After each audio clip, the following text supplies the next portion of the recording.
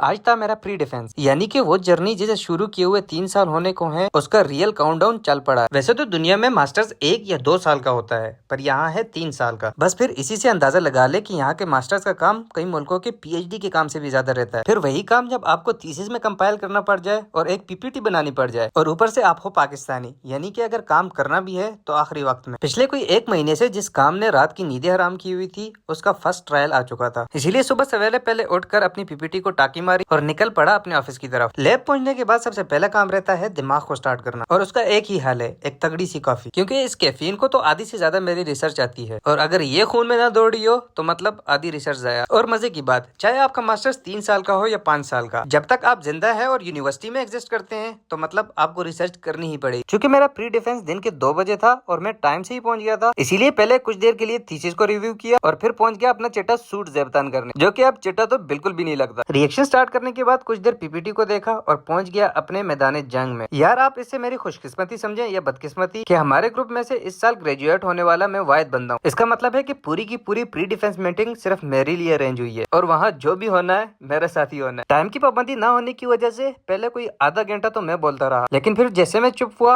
अगला 1 घंटा मुझे नॉन स्टॉप सुननी पड़ी। खैर उसकी तो अब आदत हो चुकी है, कौन सी नई बात है। यार यहाँ कौन कौन मेरी इस बात से एग्री करेगा कि थीसिस लिखने से ज्यादा उसकी फॉर्मेटिंग मुश्किल रहती है। ये डॉट यहाँ क्यों है और ये बोल्ड क्यों नहीं। यार कोई अब 150 सफ़ों की थीसिस में एक डॉट पर कैसे ध्यान दे। ये भी बिल्कुल वैसे ही है कि समंदर में सुई सुटो और फिर उसे ढूंढो। खैर वो 1.5 घंटे की धुलाई असल में धुलाई नहीं थी, बल्कि सिर्फ फॉर्मेटिंग की गलतियां ही थी। और सिर्फ गलतियां भी नहीं, बल्कि चाइनीज प्रोफेसर की इंग्लिश की स्पीड भी कुछ ऐसी ही थी। बस फिर जब आप बगैर नाश्ते के 2 घंटे की पीपीटी प्रेजेंट करें तो आपकी ऐसी हालत हो जाती है। और हाँ, जो लोग कहते हैं कि चाइना से हायर एजुकेशन का कोई फायदा नहीं है, वहाँ पर तो कोई काम ही नहीं होता, उनको तो जरा कमेंट सेक्शन में भेजना। चाइना की किसी वेल रैंक यूनिवर्सिटी से कोई रिसर्च की डिग्री कर लेना तो लग पता जाए, पता नहीं कहाँ कहाँ से धुएं निकलेंगे। और इन सब में गलती से आंसू स्कॉलरशिप लेकर यूकास ना आ जाना। और ये वाकई एक हमदर्दी वाला मशवरा है, क्योंकि यहाँ इन्हें मास्टर्स के लिए 3 साल भी कम लगते हैं, और पूरी दुनिया इतने टाइम में पीएचडी की डिग्री दे देती है। अब यहाँ पर ये ना पूछने लग पड़ना कि इतनी जल्दी मार्च में प्री डिफेंस क्यों। जिस तरह यूकास की डिग्री लंबी है, बिल्कुल उसी तरह इसे पास करने के स्टेप्स भी बहुत ज्यादा हैं, और ये सब स्टूडेंट्स को खुद मैनेज करने होते हैं। तो बस फिर इस सब ज़हनी थकावट के बाद मैं पहुंच गया जिम। सॉरी यार, वीडियो बहुत लंबी हो गई, लेकिन रोने धोने अभी भी नहीं खत्म हुए। तो नेक्स्ट पार्ट नेक्स्ट किसी वीडियो में, तब के लिए फॉलो करते जाएं।